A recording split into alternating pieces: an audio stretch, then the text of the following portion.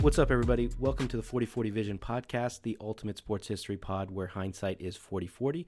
I'm your host, Khaled Abdallah, and I'm joined today by Devin Jackson from the Philadelphia Inquirer. Devin joined us to talk about his first NFL Combine that he's covering this year, some of the cool storylines, and his favorite things about one of the best events on the NFL calendar. We're recording this podcast on Thursday, March 2nd, and we'll be anxiously awaiting some of the outcomes from this weekend, including the workouts and the guys that we talked about doing their 40 times and bench presses and all that. This was a really fun conversation, and Devin shared some great insight about what it's like to be at the Combine and some of the guys that he's most excited to watch, including some of the guys that the Eagles are targeting, especially because he is a Philadelphia-based reporter. So let's jump right in and chat with Devin. Hey, Devin, thanks again for joining us on the 40/40 Vision podcast today. How's everything going in Indianapolis today, man? Yeah, everything's going well. We had defensive backs talk today, and there were quite a few that obviously are at the top of the draft. And Christian Gonzalez and Joey Porter Jr. I listened to both of their, combine interviews, and they were fantastic, very engaging, very smart and cerebral players that have great play recall and have a personality about them. You know, we know defensive backs in the NFL, especially. You kind of have to have that alpha mentality to last and be a top defensive back in the NFL, and both those guys seem to fit that mold. So everything's going well, and I'm enjoying my first combine and taking it all in. Very cool. Yeah, those are two guys that, as a Raiders fan, I would be very excited if the Raiders aren't able to grab a quarterback with that 7th overall pick, if they're able to grab one of those two guys. So before we dive too deep into Combine talk, I wanted to talk about your career and how you got your start. Excuse me, how you got your start with the Philadelphia Inquirer. And you said this is your first Combine. So yeah, how long have you been with the Inquirer, and how'd you get your start there? Yeah, so I've been with the Inquirer since August of 2022, and I came from NOLA.com, where I did a little bit of everything there, but mostly focused on sports betting, focus on like having like supplemental coverage of the Saints, the Pelicans, LSU, and kind of like filling in the gaps in some of those breaking news stories and big news and social play and social talkers, in the New Orleans area. But yeah, just in general, with the Inquirer, it was kind of an opportunity to be a part of a new sports betting initiative. They just started it up. We have a partnership with Better Collective and the Action Sports Network to provide. Essentially, they're the ones providing the content on betting and making and predictions and like overall like odds, looks, and whatnot. And my job is to be a producer, so I'm kind of like the middleman in between my company and our partnership. And what we do is me and my colleague Jeff Nyberg, we both kind of split up the duties and talk a little bit, or kind of decide back and forth, like who's taking what story and like editing in, then pitching it to our our sports desk, and then essentially, we try to get like Philly local content and like local teams, so like the Eagles, the Phillies, Mhm. 76ers, Yep. Flyers, and kind of keep up with all those teams. But that's what I do kind of day to day. But in addition to that, I've been able to cover college sports for the Inquirer. So like doing some feature stories on some local Philly athletes, and then NFL draft duties came along with that in December, and then I covered the Senior Bowl and then That- the Combine. But yeah, it's been great, man. I've enjoyed my time with the Inquirer, and it's allowed me to do have almost like a dream-like job, being able to cover the draft pretty much on a full-time basis. Yeah, that sounds really exciting. I mean, Philadelphia is, of course, as many people know, a sports hotbed. They got all the major leagues covered, and it's a big college sports hotbed, especially college basketball.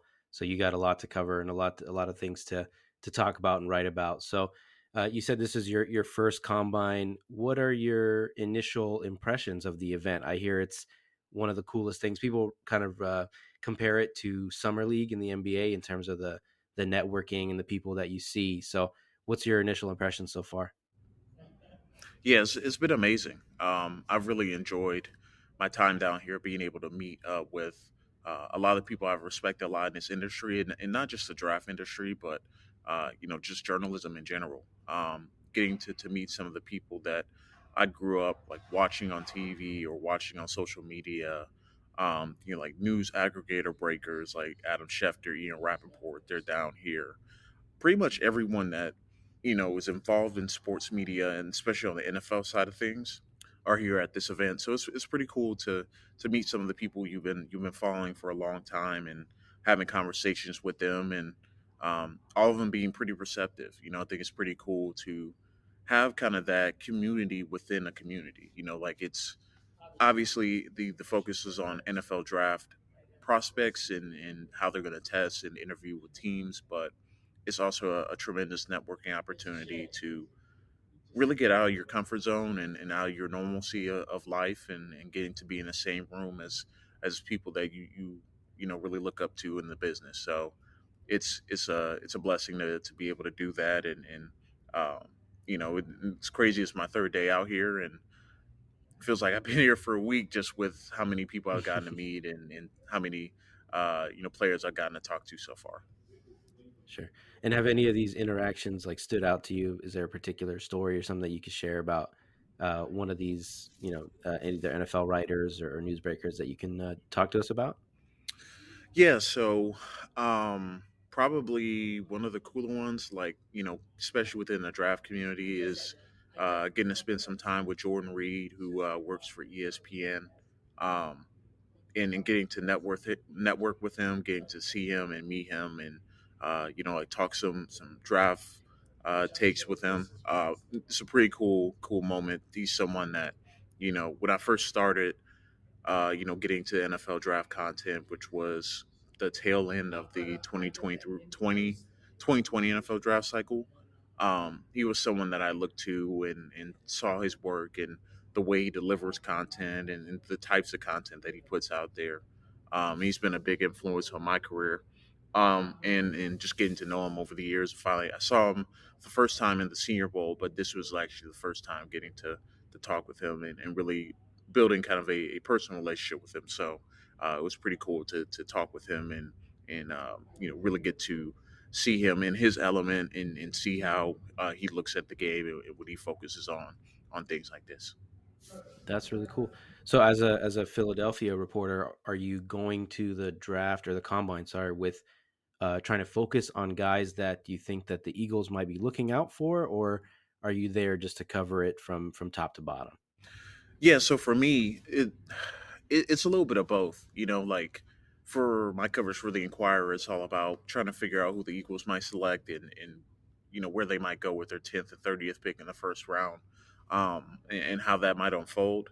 But that's all. It's like in the forefront of my mind and what I want to do. But they're not the only types of players that I'm watching. I'm taking in the full draft class in general. So players that I like that may not fit for the Eagles, and may not be a selection for the Eagles, or players that I still take some time to talk to.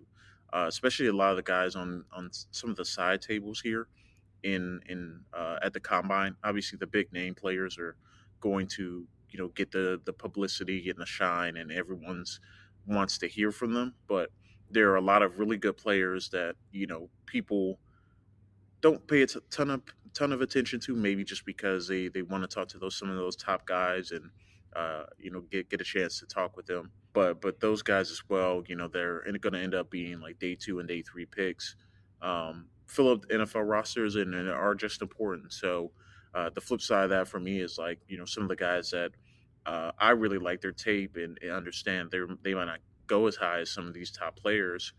I think that's the best part of it, having those conversations, because a lot of time you get to ask 3 4 questions in a row, and don't have to worry about kind of the scrum, and whether or not you're going to get a question in.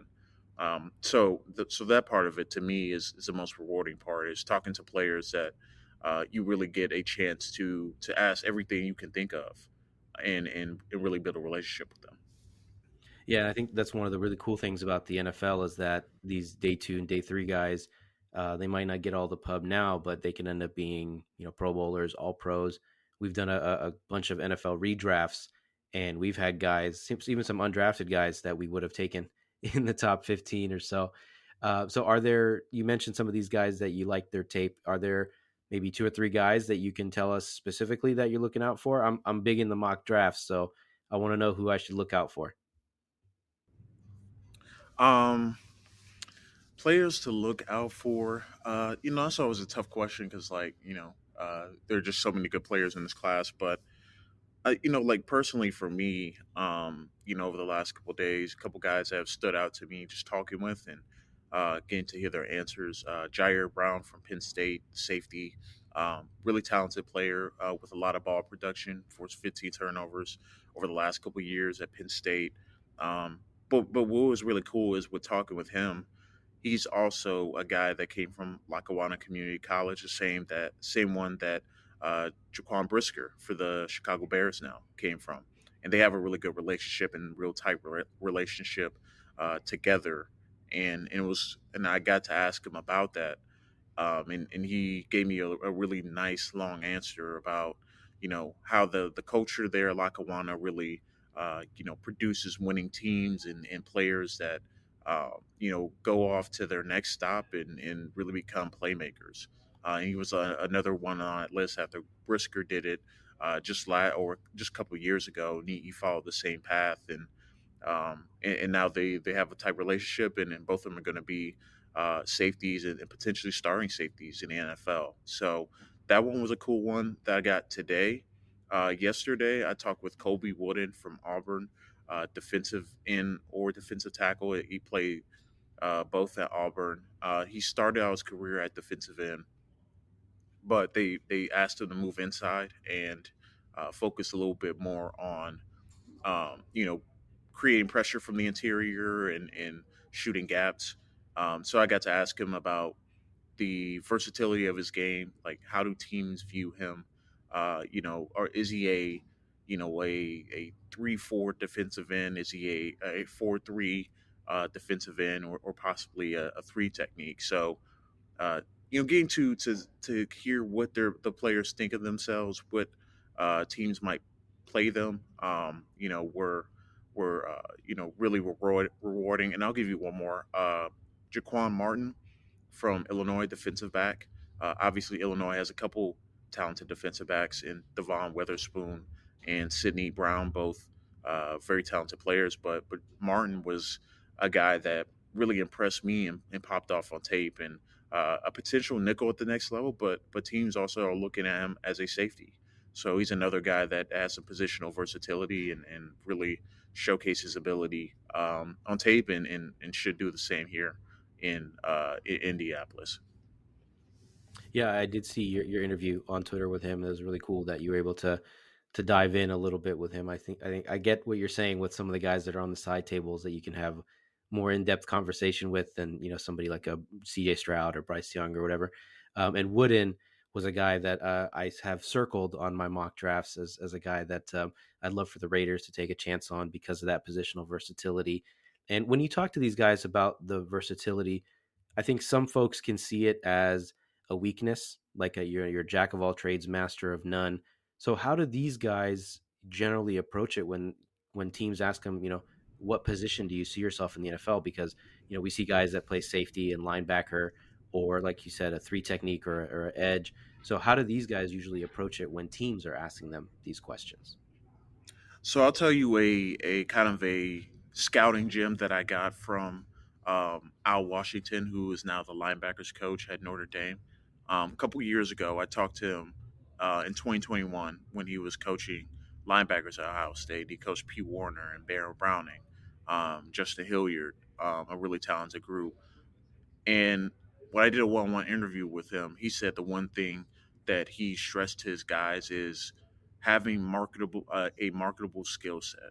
So having a skill set that you can play a variety of positions and be valuable in more than just one spot. And we saw how that has worked out for Baron Browning. He played Mike at Ohio State. He played off ball. He played as a pass rusher. And now for the Broncos, he is playing kind of that Micah Parsons role. Um, So to get back to your original question, I think versatility is the name of the game. Let's be realistic. There's only 53 active roster spots, and you have to be able to do more than just cover. You have to do more than just, defend the run. You have to Mhm. be more than just, rushing the passer. You have to have a full skill set to be a long term NFL player, and that could be a career backup. That could be a depth guy, but you cannot. I don't want say you can't be one dimensional, but it would behoove you to not be a multifaceted player. So I think that argument that the versatility aspect could be a negative thing. I think it's a huge positive because you think about the players that are selected at the top of the draft every year. They are guys that can do multiple things for a defense, for an offense. Um, and if not, they're very premier at the position that they do play.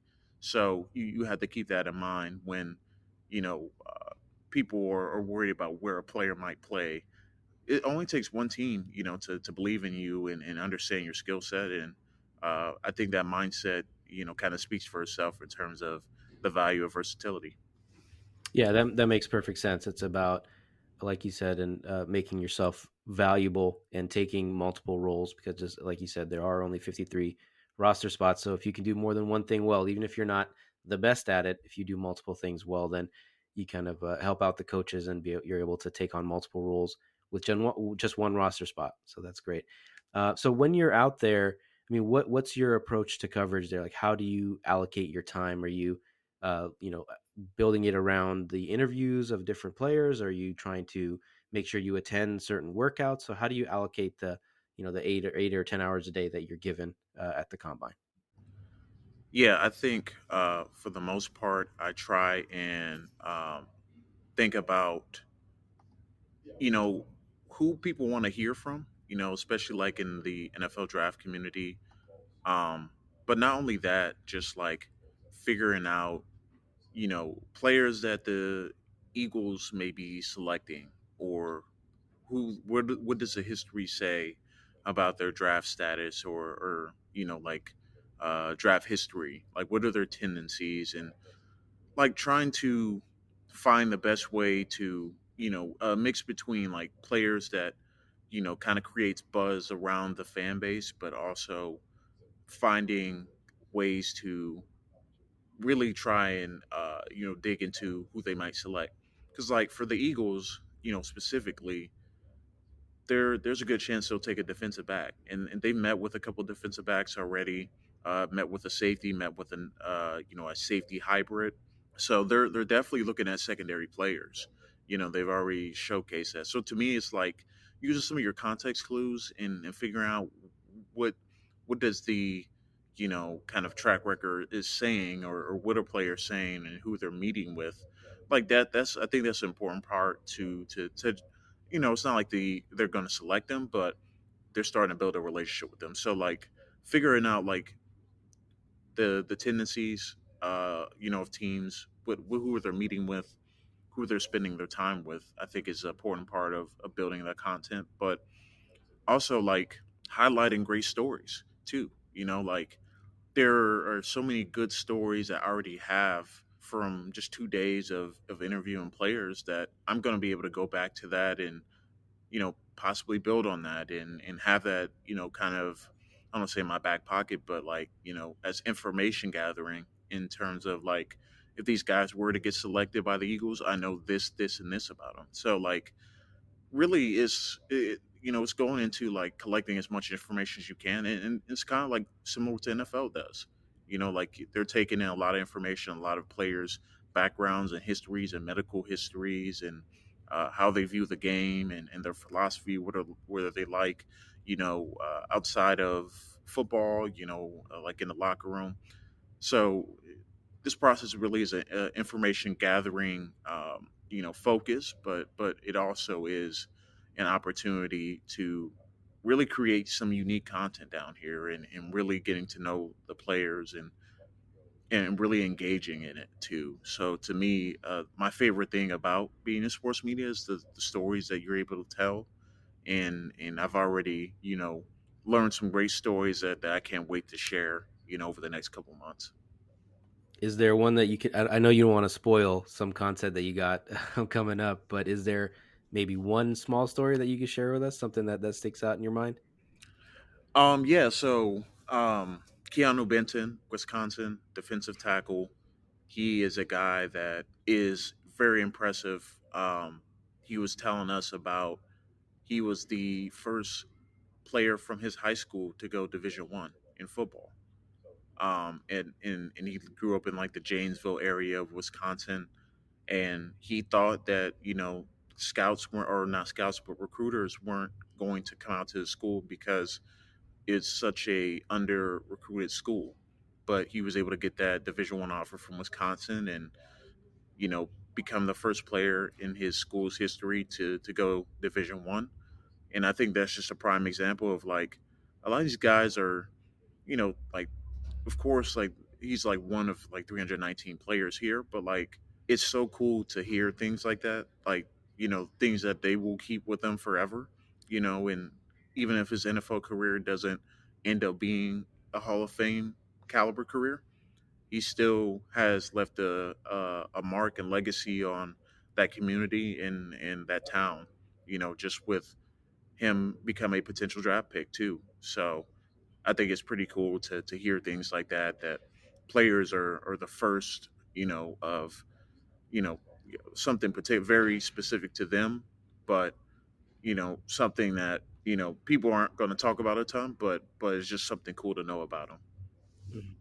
Yeah, that's very cool, and I think that acknowledging for a guy like him, I think he's probably looking at like being a day two pick or something. But even for all the guys that go to the combine, if they don't get drafted, or if they get drafted and their career only lasts for a couple years or even a year, they're still one of the they're in the 0.01% of people in this country that play football. So I think it's an incredible accomplishment for them even to be at the combine in the first place. So it's really cool that you get to hear some of these stories and guys that have they may not be heralded coming out of high school. I've read a lot about guys that were like, one, two, or no star recruits. And we hear about those guys all the time that kind of pick themselves up from out of nowhere and turn themselves into stars. And it's cool that you're kind of on the ground floor getting to hear from these guys the stories early on before they go on into the NFL. So you talked about the Eagles and some of the guys that you think that they're going to be looking at. They got a big offseason coming up ahead of them, with the Jalen Hurts extension likely coming up. What do you think is in store for them this offseason? Do you see them, trying to reload and make another run, or are they going to do a little bit more of a rebuild because of all the potential free agents on the team? Yeah, I think it's it's certainly going to be an interesting off season because you get to this point and you think about like all of the work that they did during the 2022 season and how they came so close to winning the Super Bowl. I think there's definitely going to be some changes for sure, especially along the defensive side of the ball. Just some of my early guesses would be they're probably moving on from James Bradbury. Probably wants a big contract. Miles Sanders is probably another guy that potentially moves on and goes to another team. Um, and they're not going to be able to resign all of Javon Hargrave, Frederick Cox, and Brandon Graham. Like it's a small possibility, but certainly not a large possibility in my opinion. So defensive side of the ball is going to need some upgrades. They're going to have to rely on some either younger players or some new faces to come in and assist, but also within the team development. Jordan Davis could possibly take the next step, in his development. Nakobe Dean could be seeing more snaps at linebacker for the Eagles. So, like, they're in a precarious situation where if they plug in and reload, they could make another run. Just because the foundation is built with Jalen Hurts probably getting locked up to a nice contract this offseason. You got AJ Brown and Devontae Smith locked up for a little bit. Dallas Goddard too as well. Offensive line may have some question marks. We'll see what Jason Kelsey does. Lane Johnson entering the final stages of his career. So the foundation is there for them to still be a really good pro football team and still compete for championships, but I think it's going to be about pushing the right buttons and be able to get players that can immediately contribute, but also like looking for the long term development because you want to stay relevant, not just for a 2 3 year window, but as long as you can. If you have a quarterback, you're going to be paying big time money. Yeah, I think they have two of the biggest questions answered. In team building, they have a great quarterback, obviously, in Jalen Hurts, and they have a coach that has shown he can handle the big game and get them to where they need to get in Nick Sirianni. So I think those two big question marks are crossed off. So I think that makes them a kind of a premier destination for some of these free agents, and they've had a great track record in the draft recently.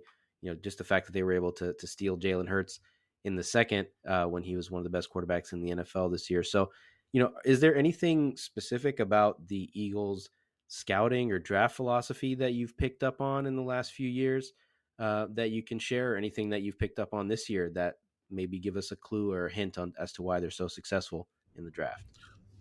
Yeah, I think for them, they are very particular about the positions they go after early in the draft. The track record suggests that they typically take offensive linemen, defensive lineman, edge, receiver in the first round. Like they either go trenches or receiver, um, and they kind of avoid taking a early round linebacker. They avoid taking early round running backs, um, and like even corners as well. They like day two and day three corners. So that is what the history is told. At least under Howie Roseman. He's not a guy that values running back super high, but you have a couple of decisions to make, obviously, in this draft. You got Bijan Robinson at the top of the running back room, for the NFL draft. And the defensive back, you have 3 to 4 big names at the top of it that are worth first round selection. So it could be a buck in a trend in 2023. We'll see. But it's certainly you expect within the first 2 to 3 picks, they're going to address a potential corner need, maybe an edge need. But they love the trenches. So to me, I think I wouldn't be surprised if, when one of their first three draft picks, they potentially take an offensive lineman. That's just their mo. They're all about building in the trenches, and just something I picked up on just looking at their draft history over the years, and not selecting I think first round running back since like 2005 or six, and then not selecting a first round DB since Lito Shepard in 2002. Oh wow, yeah, definitely didn't realize that, but it makes sense. That's kind of this modern era of the NFL where they devalue the running backs and the linebackers. I mean, a lot of teams, their defensive formations, they're playing two linebackers on the field, and most of the teams that are successful, they don't end up paying their running backs all that much because it's I don't want to say not a high value position, but it's a position where you can find value later in the draft or later in free agency. And if you have that great offensive line, which they definitely did last year, they probably had the best in the league.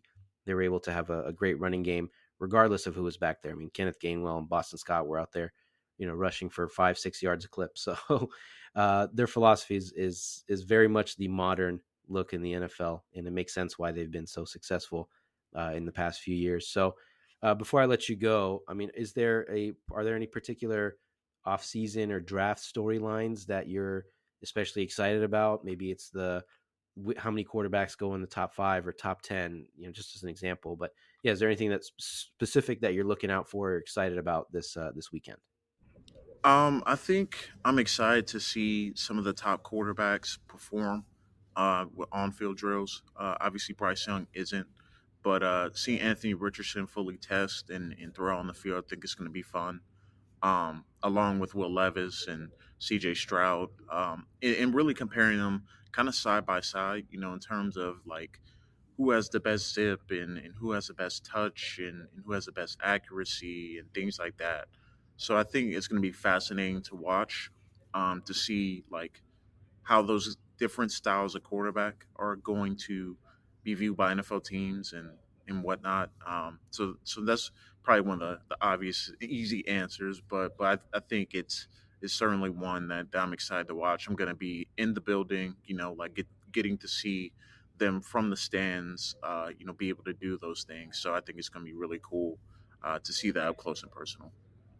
That's awesome. Yeah, and I'll be looking out for your videos and your content. We really appreciate your time today, Devin. Thank you for hopping on. I know you're super busy this week, so thank you. We really appreciate it, man. Yeah, thanks for having me on, man. Kind of great to reflect on, the first couple of days and really have some time to like sit down and take it all in because it moves so fast and there's so much going on that, you don't really get a chance to sit down and like take it all in and realize, how cool and unique this opportunity is. So I appreciate you having me on, man. For sure, for sure. I'm glad you were able to do that reflection with us, and hopefully we'll have you back on at some point to talk about the NFL season and anything else that you want to talk about. So, cool. For sure, man. Looking forward to it. Once again, a huge shout out and a big thank you to Devin Jackson from the Philadelphia Inquirer for coming on the 4040 Vision podcast to talk about his experience covering the NFL Combine. It's one of my favorite events on the NFL calendar, and it's something that I look forward to watching along with all the other NFL addicts and football junkies out there. So we hope you guys watch that as well, in addition to, of course, listening to this podcast.